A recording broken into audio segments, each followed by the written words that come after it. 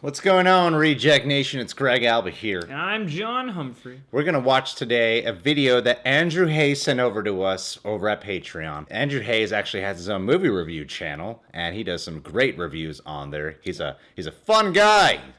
Loud. He's enthusiastic. Yeah, you do that perfectly. You just gotta go up at the end. Gotta go up at the end?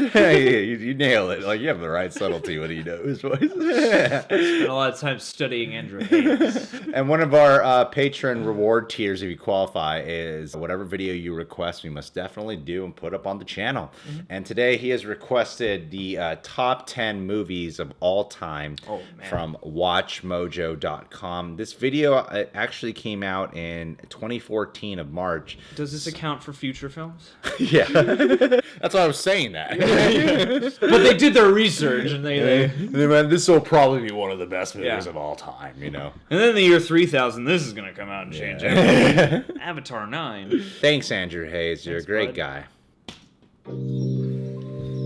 Because no new movie can be one of the best of all time. Yeah. These are the films that made Hollywood great. No. Welcome to WatchMojo.com, and today, in this installment of our series on the greatest movies of all time, we're counting down our picks for the Bates top Motel. 10 movies of Glass. all time.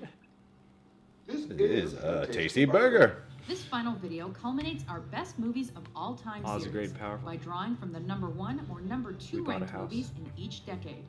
These movies are selected based on their iconic status, critical acclaim, Ooh, box Platoon. office, and watchability. Star Trek. And not what a film studies professor or most artsy movie critics would pick. Dracula. Dracula. Willard. Star Wars. We researched till the cows came home. It's now time for the mother of all lists. Oh man. Grab your me. popcorn, dim the lights, and Hey, action. Predator. Platoon again. Number 10, Apocalypse Now. Really? The minute I stay in this room, I get weaker. And every minute Charlie squats in the bush, he gets stronger. With cinema legends like Martin Sheen, Robert Duvall, and Marlon Brando in the lead roles, Apocalypse Now crackles with scene after scene of horrifically and masterfully executed death and destruction. This is not an easy movie to sit through. Mirroring Joseph Conrad's novel Heart of Darkness, Francis Ford Coppola's gritty, Oscar-nominated Vietnam War epic follows a group of soldiers tasked with assassinating a rogue That's colonel. right. They told me that you had gone totally insane. But the result is less a journey about the horrors faced in the trenches and more about the shadows of the soul.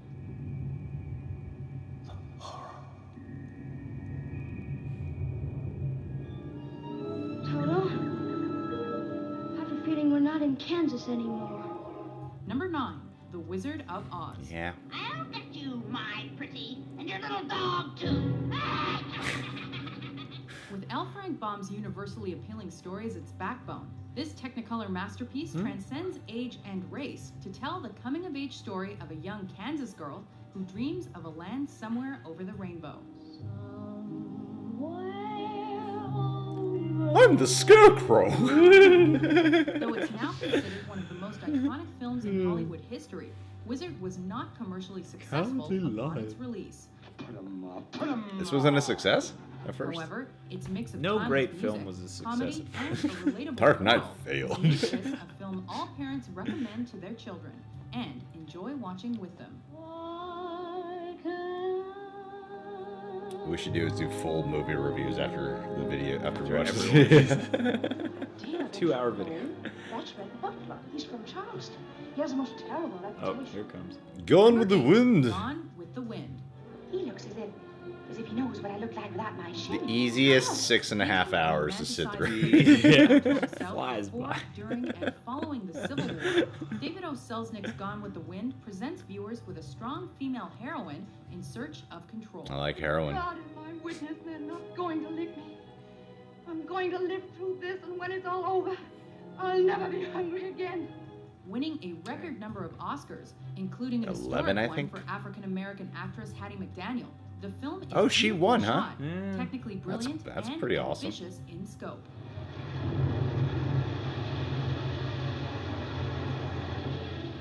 Ultimately, with all its romance and heartbreak, Gone with the Wind is a cinematic landmark that won't soon be forgotten. Frankly, my dear, I don't give a damn. I'm gonna go pinch a loaf. I come back. This is all gone, all right? Shawshank. Shawshank. Oh, I hope they don't ruin it. This is one of the few movies I haven't seen. That's exactly what they take. Based on Stephen King's novella, You seen it? The Shawshank Redemption follows a man parts as of he's it. carted off to jail for his wife's Never just murder. watched it in a wholesale. Mary Dufresne. Wife-killing banker.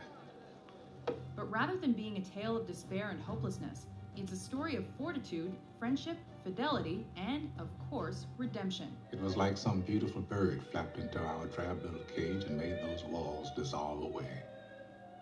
And for the briefest of moments, every last man at Shawshank. David Proval, he's my sister's With Tim godfather. Robbins and Morgan Freeman working together to bring this story to life. David? This Frank Darabont film was not a runaway box office hit. Of course not. Its positive reviews, eventual popularity, and 7 Academy Award nominations ensured its spot in cinema history. I do that every time it rains. So do I. Except for during Jumanji. Here we go. Number 6, The Dark Knight. Hi. Dark, twisted, and with a depth not present in most comic book movies. This second film in Christopher Nolan's Batman franchise redefined the genre and appealed to both comic book fans and the general public. Never start with the head. The victim gets all fuzzy. You can't feel the neck. See? Starring the Caped Crusader as he battles the infamous Joker, The Dark Knight blurs the lines between superhero and supervillain, painting each as a complex and embattled character. I believe whatever doesn't kill you simply makes you a stranger. With a standout Heath Ledger performance that won the actor a posthumous Oscar, Batman's story was given a decisively gritty sequel, and one that surpassed the original. Why so serious?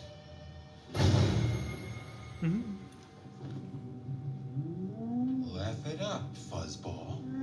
Number 5. Empire. Star Wars Episode 5, The Empire Strikes Back. Obi-Wan never told you what happened to your father. He told me it now.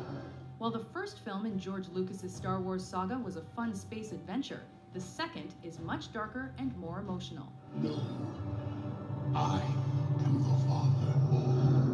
Considered by many as the strongest of the 3 original films, Empire is Probably not the best only of a all feast time. for the eyes with its expensive and extravagant visuals, it's also a timeless story to which we can all relate.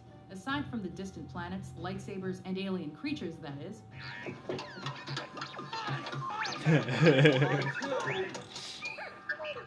Innovative and creative, this chapter in the life of Luke Skywalker and friends is epic filmmaking at its finest. That boy is our last hope.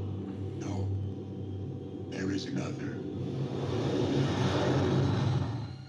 We all go a little mad sometimes. Number 4. Bates Motel. Yeah. We have 12 acres. Freddie Highmore. 12 cabins, 12 acres. Freddie Highmore does look like and him. influential as Alfred Hitchcock's shower incident, with its many cuts, many angles, and subtle hints of violence and nudity. This is how I'd want to go out. Definitely. Looks like a good way Looks to like go. a relaxing way to go out. But to downplay the rest of Psycho would be fatal. This thriller is Hitchcock's masterwork. Well, a boy's best friend is his mother. Critics were initially great. divided in their opinions on Tony the film, Perkins. but Vince Psycho Vaughn did it eventually better. earned 4 Oscar Definitely. nominations. Especially with Shifting that the norms of masturbation. acceptable on-screen violence and sexuality, this movie surprised everyone who saw it. But even if you know the secrets of Psycho, it's as terrifying as ever. They'll see. They'll see and they'll know. And they'll say, why, she wouldn't even harm a fly. Oh, I'm sorry. Did I break Make your concentration. Number 3, Pulp Fiction. Well, you gotta have an opinion. I mean, do you think that God came down from heaven and stopped him? Is this film driven by its standout performances? Yes. So he hid it. In one place he knew he could hide something, his ass. Is it driven by its extreme violence? Of course. It's crazy how many stars are actually in this movie. I know, More right? than that, Quentin Tarantino's Oscar-winning Pulp Fiction is driven by subtle articulate, and pop culture heavy dialogue. And what do they call it? They call it Royale with cheese. Royale with cheese. What do they call a Big Mac? Big Mac's a Big Mac, but they call it La Big Mac. The nonlinear plot follows an interwoven group of colorful characters in intricate detail. With such dark humor, you'll laugh in spite of yourself. If you're all right, then say something. Something? With a soundtrack that punctuates the mood and sound bites you'll be quoting for years, Pulp Fiction has everything necessary to make you watch it over and over. And you will know My name is the Lord. When I lay my vengeance upon thee. Camera cut. Sir Michael Caine. Number 2, Citizen Kane. I sympathize with you. Charles Foster Kane is a scoundrel. His paper should be run out of town. A committee This is should the be most formed to boycott him. entertaining movie ever. It's pretty good. I wonder what'll be number 1, Casablanca or The Godfather? Or The Maltese Falcon. What were Kane's last words? You remember, boys? Yes, Wells co-wrote, directed, produced, and starred in this film, which tells the life story of a wealthy media mogul, mostly through flashbacks. I expect to lose $1 million next year. You know, Mr. Thatcher, at the rate of $1 million a year, I'll have to close this place in 60 years. To create his Oscar-winning masterpiece, Wells employed innovative and groundbreaking cinematic like and Edgar Wright. storytelling techniques, creating a layered film that appeals to both Yes, cinephiles exactly. and the general public alike. Now I get right up. Vegas.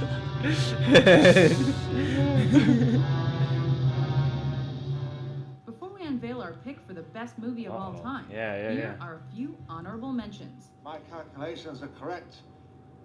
When this baby hits 88 One of the miles most per hour, beloved. you're gonna see some I think serious Back to the Future is one of the best movies of all time. Oh, it's gonna be The Godfather. Because it's an honorable mention, Casablanca. She walks into mine. You don't understand. I could have had class. I could have been a contender. I could have been somebody. Instead of a bum. I can't carry it for you, Oh, yeah. but I can't carry you. Haha. It's so cheesy, but I love it. I always tear up when I see it. Oh, Metropolis. Good call. It's a great movie. Throw in a comic book movie in here. Michael Francis. Is this it? Is this The Godfather? Could be. Number 1. Or The Godfather. The Godfather. Cabrazzi held a gun to his head, and my father assured him that either his brains or his signature would be on the contract. Shedding light on the mafia world like few films before or since, the Best Picture-winning Godfather follows the Corleone family as Sleeps the with reins the of fishes. the business are passed from Don Vito to his son Michael. You'll set up a meeting with someone that you absolutely trust, guaranteeing your safety. I think Godfather Part 2 is At better. that meeting, you'll be assassinated. In this film, I and love its Godfather 1, 1974 but I think Part 2 is sequel, better. Francis Ford Coppola crafts a world that allows us to care for and even identify with men who are fundamentally bad guys. I'm gonna make him an offer he can't refuse. And virtuoso performances by greats like Brando, Pacino, and Duvall elevate the subtle yeah, writing with and graphic hair. violence to make The Godfather a truly great film. Leave the gun. Take the cannoli. Do you agree with our list? What's your favorite movie of all time? For more thrilling top 10s Surprised published every that, day, be sure to subscribe. 2001: A Space Odyssey isn't on there. And The Matrix, actually. I thought The Matrix might have crept in somewhere deep in the list. I mean, my favorite. Thanks for the list, Watch Mojo. Thanks, I mean, your guys. second and first choice was so not predictable at all. They're not. I haven't heard it on every film list ever, of all time. But Yeah. hey, I mean, that must mean something. Yeah. I mean, don't get me wrong. The Godfather is amazing, amazing film, and still holds up amazingly. I love that film. To me, Godfather Part 2 is the more preferred one. There's an argument to be made for what's Rather better. watch Yeah. Godfather 2. I think it has a better pace. The thing that holds Godfather 2 back is you would need to see Godfather 1 to really grasp what Godfather 2 is strong, like the strengths of it. Yeah, what are the rules? Can you be one of the best if you're a sequel dependent on what came before? Apparently The Dark Knight is. True that, but does The Dark Knight work as its own film? Yeah, I think it does. Yeah, in a different way from The Godfather? I feel like The Godfather 2 is a film, same thing with The Dark Knight, where you can watch those without seeing the first ones, but there's less impact I feel. Emotional impact. Fair enough. If you don't have the prior investment in the history of what came before. It's like watching Logan. Like, Logan, I think, works great on its own. But if you haven't seen a few of the X-Men films, there's missing impact. You'll miss years worth of catharsis and feels. Yeah. I mean, Godfather Part 2, that won Best Picture as well. It's the only film where the first and second one both win Best Picture. And then the third was robbed. And Vito Corleone performance by De Niro also won. It's the only film role in history where like a different actor plays him, De Niro, and then they both win. Brando and De Niro both win. The film has to, in some ways, be a better experience if it's gonna win the awards too.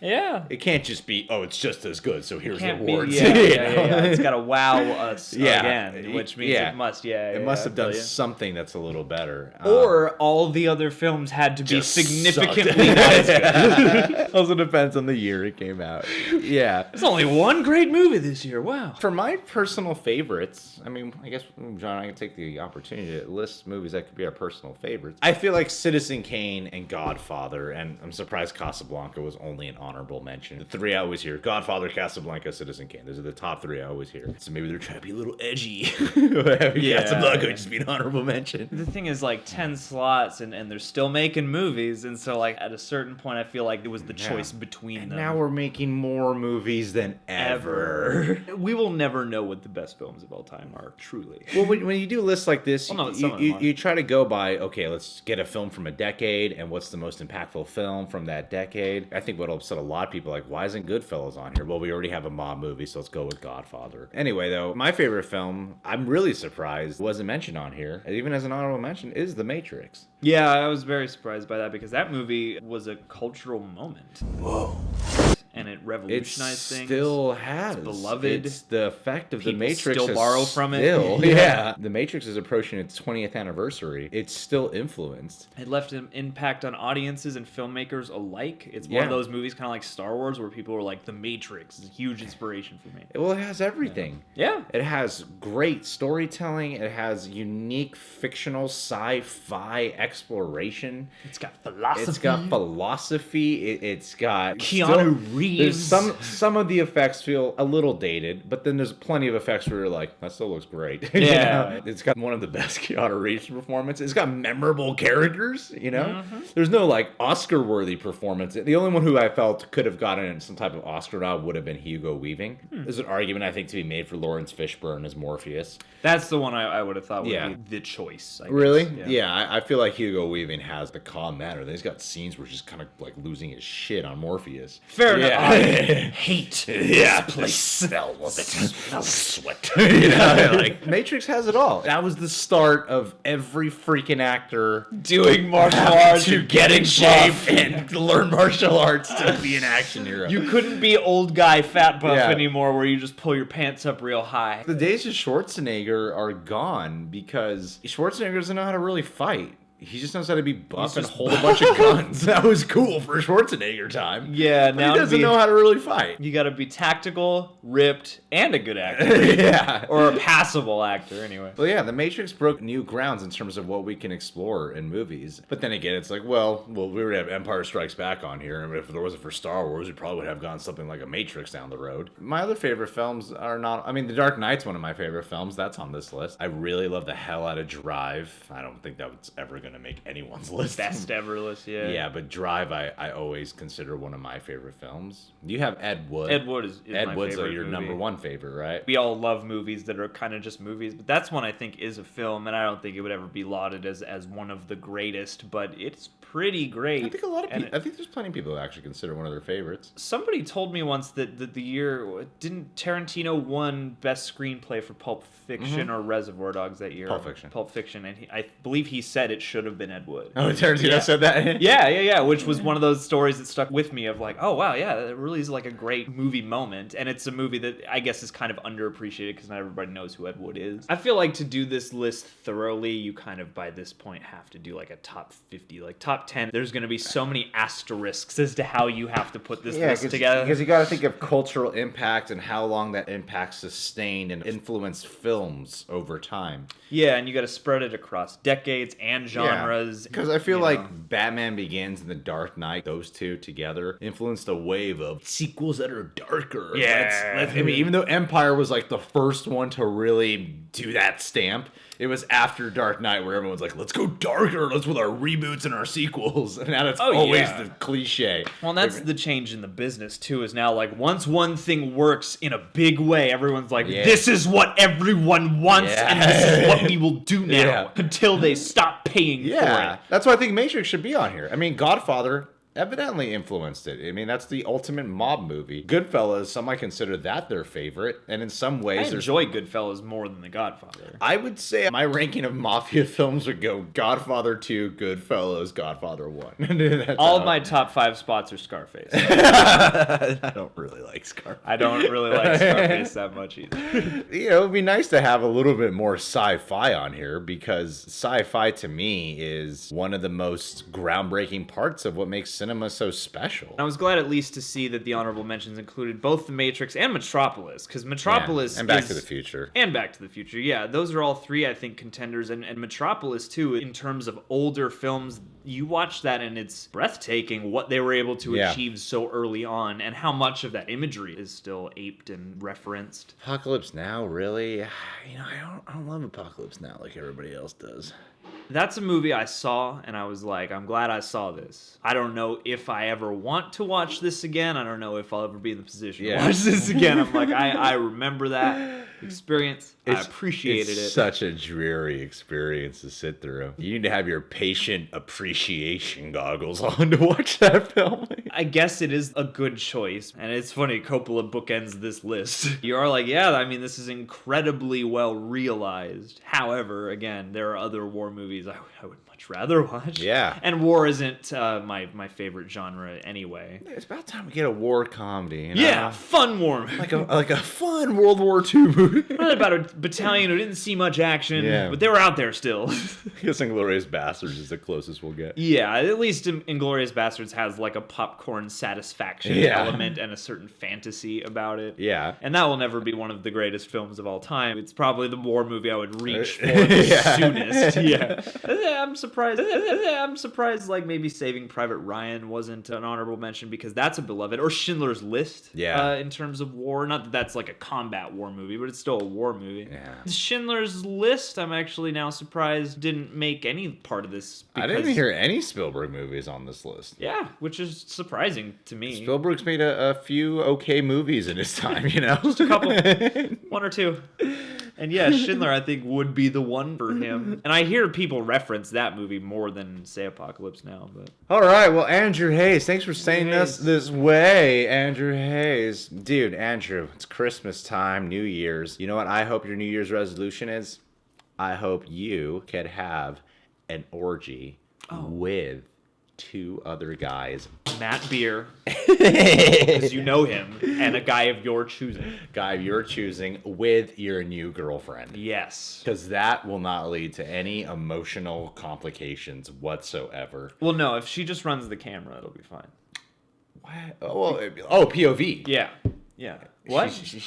Yeah, get one of those hardcore Henry rigs. So that we're watching this whole experience through your eyes. Through the female gaze. Oh. I don't know what this shout out is. Well, good luck with your new girlfriend. I know you don't have one right now, but when you get one, this should be, you show her this video and then hopefully you can convince her. And yeah. I know most guys want one with another girl. That's not you. I pick up on the vibe. I want one with a whole community of different types of people. Yeah, that'd be cool. Knock it all out in one day. Yeah, every type of person. How can I get all my experiences knocked out at once? And we're going to play all these movies in the background. Because it's going to be a long orgy if you have that many people involved. The horror. Subscribe to The Real Rejects. Click that notification bell. You can follow us on Patreon. Become a Patronaject today. It's like a second YouTube channel. Post plenty over there. Also, download and follow us at the Stardust app. We post regularly over there as well. Almost at 3,000 followers. Join us. Join us. Join us.